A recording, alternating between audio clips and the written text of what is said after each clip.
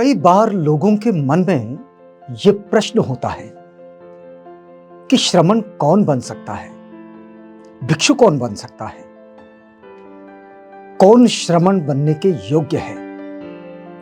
तो इस प्रश्न का उत्तर देती हुई एक गाथा धम्मपद में मिलती है।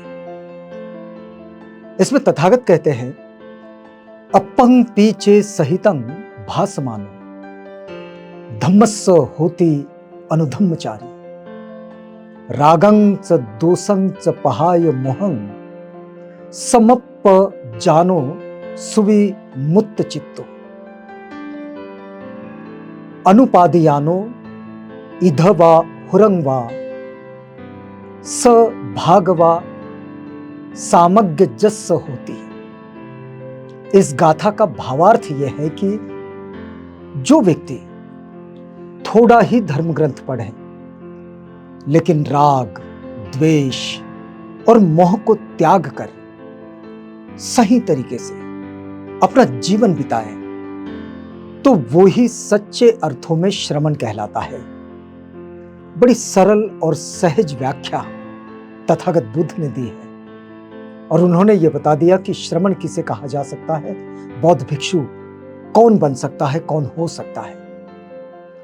इसका एक प्रसंग मिलता है बौद्ध साहित्य में।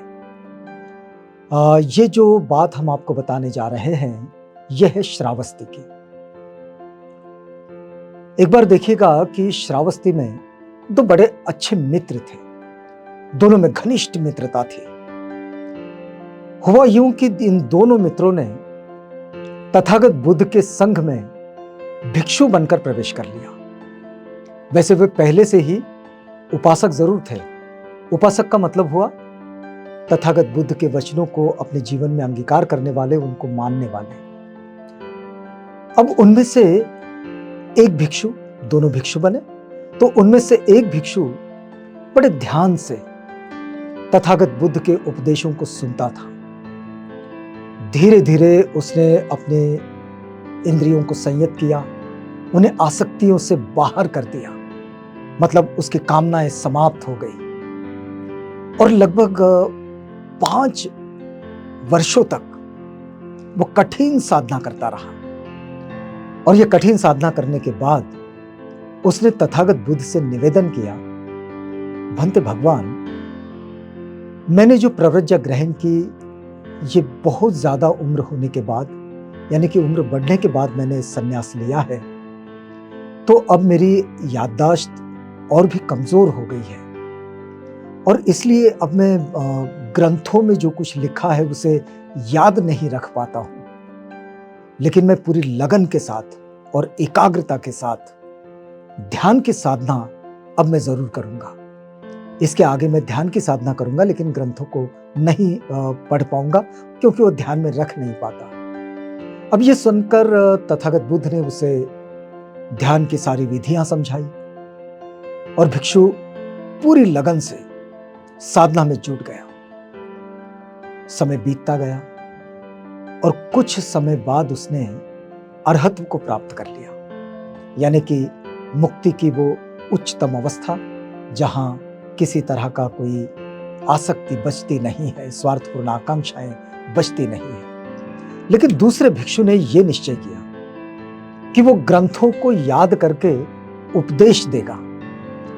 उसका स्वर बड़ा मधुर था, उसकी वाणी बड़ी मीठी थी और उपदेश उसके बड़े प्रभावशाली होते थे। तो वो जगह जगह जाकर धम्म का प्रचार करने लगा और संघ का आचार्य बन गया, क्योंकि जहां जहां संघ के समूह होते थे उन सब में जाकर वो प्रवचन करता था और उन सब के लिए वो एक बड़ा सम्माननीय आचार्य बन गया।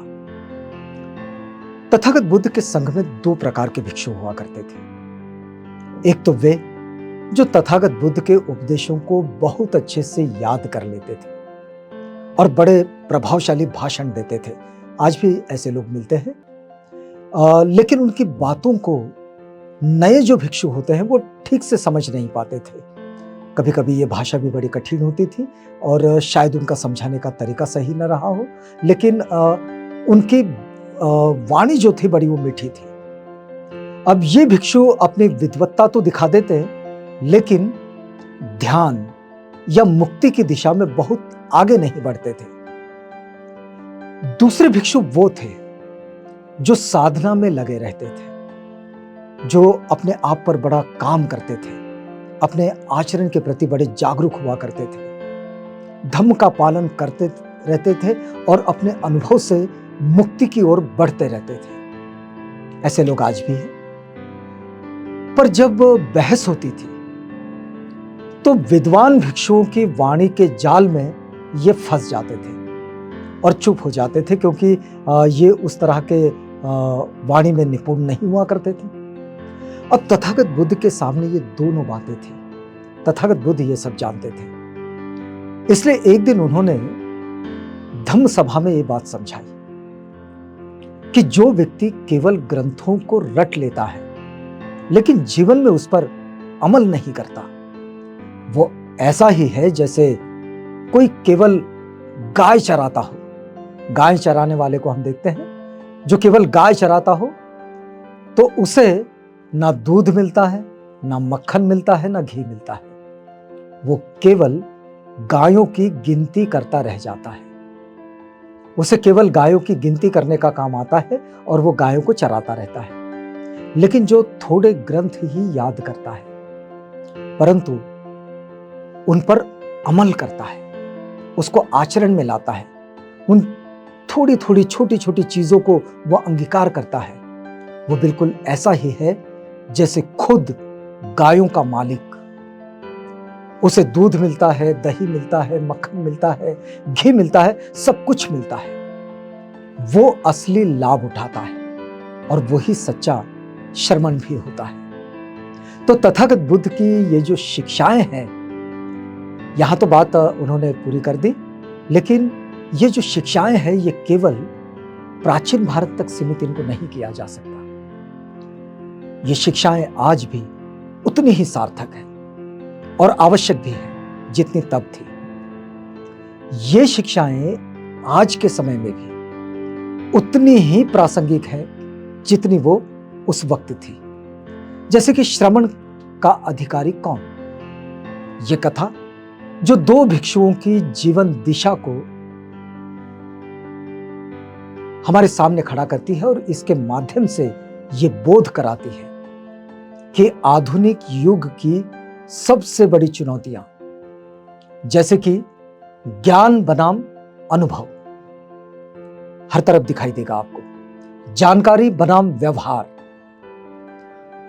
या फिर कहे प्रदर्शन बनाम साधना, इस पर एक गहरा विचार ये कथा हमारे सामने प्रस्तुत करती है। इस कथा में जो एक भिक्षु है वो बड़ी गहराई से ध्यान करता है। वो बहुत ज्यादा पढ़ता नहीं है, ग्रंथों को रटता नहीं है, वचनों को समझ लेता है और बड़ी गहराई से उन पर काम करता है, उस पर आचरण करता है। जबकि दूसरा ग्रंथों को रटकर प्रभावशाली उपदेश देता है। लेकिन तथागत बुद्ध स्पष्ट कर देते हैं कि सच्चा साधक वही है जो कम जानकर भी उस पर आचरण करता है, न कि वह जो केवल ज्ञान का प्रदर्शन करता है।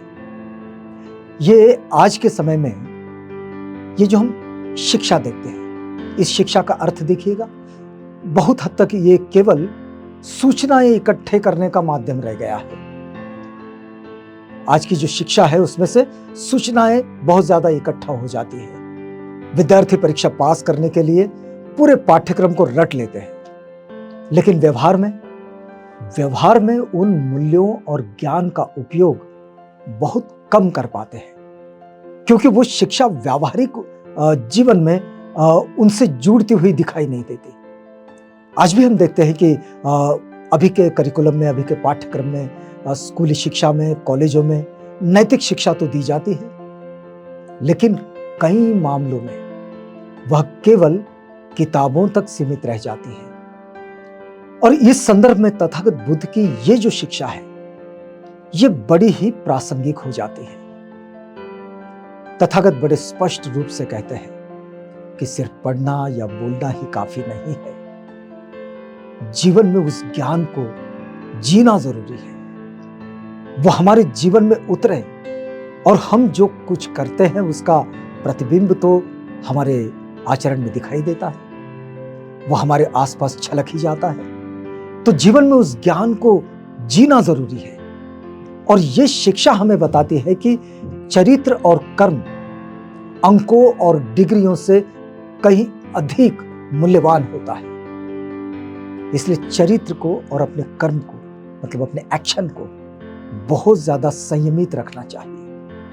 ये आज का युग जो है ना, ये दिखावे का युग बन गया है। सोशल मीडिया पर तो लोग आदर्शों, ज्ञान और प्रेरणा की बातें करते हैं, लेकिन उनके निजी जीवन को देखिए तो उनके निजी जीवन में उनमें से अधिकतर लोग अक्सर आपको उनका जो कहना है उसके विपरीत आचरण करते हुए दिखाई देते हैं। और जिस प्रकार इस प्रसंग में ये जो एक भिक्षु है, जो भिक्षु उपदेश देता है पर स्वयं साधना नहीं करता, उसी तरह आज कई लोग हैं जो ज्ञान का प्रचार तो करते हैं लेकिन बिना स्वयं पर उसका अमल किए।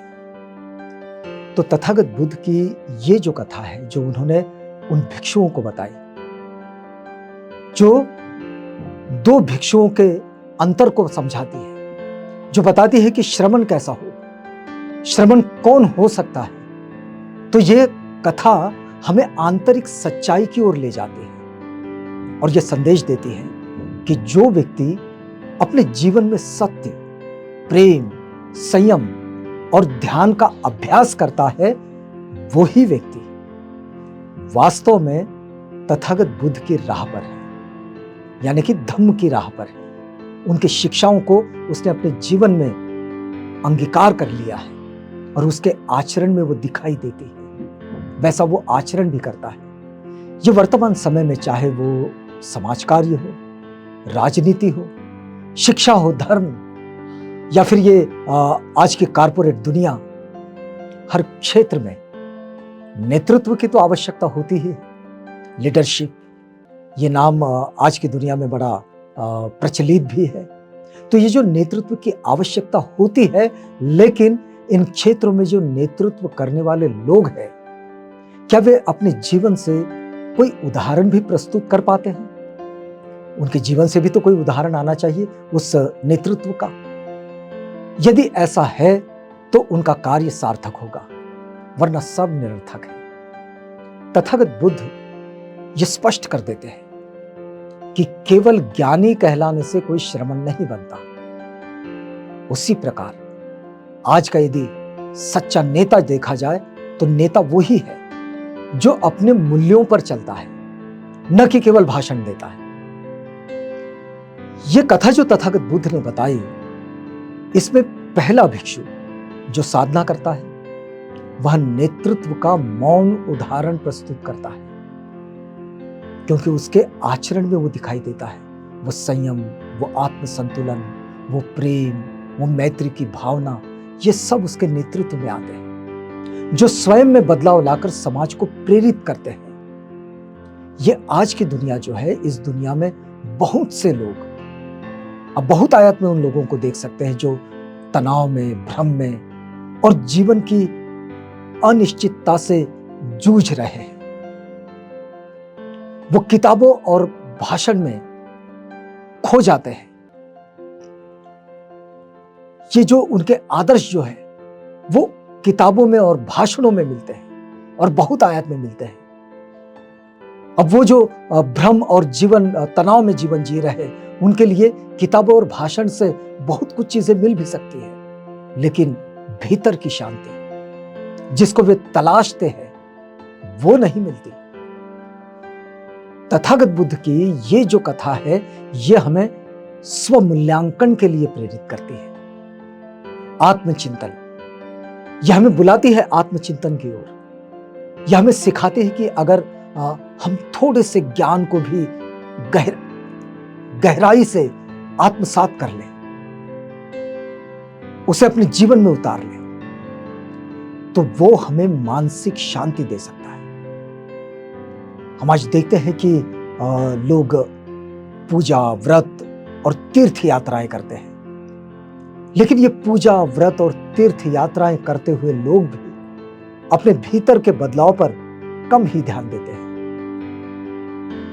तो ये तथागत बुद्ध की ये जो शिक्षा है, ये हमें बताती है कि धर्म का जो वास्तविक अर्थ है वो है भीतर की साधना, आंतरिक बदलाव, संयम, ध्यान, आत्मनिरीक्षण।